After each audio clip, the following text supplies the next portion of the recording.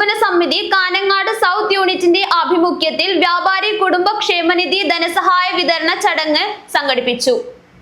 മഞ്ഞോട്ട് പാലാഴി ഓഡിറ്റോറിയത്തിൽ ജില്ലാ president K Ahmed Sharif ഉദ്ഘാടനം ചെയ്തു. കേരള വ്യാപാരി വ്യവസായി ഏകോപന സമിതി കാഞ്ഞങ്ങാട് സൗത്ത് യൂണിറ്റ് വ്യാപാരി കുടുംബ പദ്ധതിയിലെ മരണപ്പെട്ടവരുടെ ആശ്രിതർക്കുള്ള ധനസഹായം വിതരണം ചെയ്തു.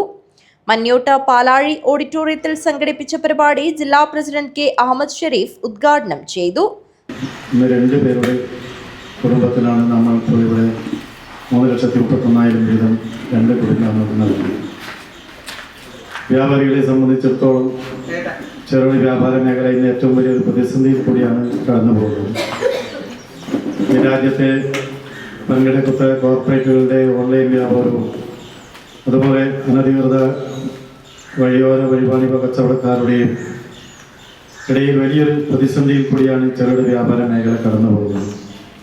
കേരള സർക്കാരിൻ്റെ തെറ്റായ നയങ്ങൾ മൂലം ഈ രാജ്യത്തെ വൻകിട കോർപ്പറേറ്റുകളെ സഹായിക്കുന്ന നിലപാടുകളുമായിട്ടാണ് ഗവൺമെൻറ് മുന്നോട്ട് പോയിക്കൊണ്ടിരിക്കുന്നത്.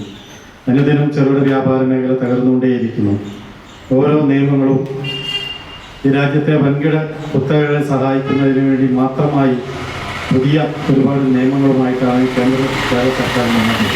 ചടങ്ങിൽ ആശ്രിതർക്കുള്ള ധനസഹായ വിതരണം നടത്തി.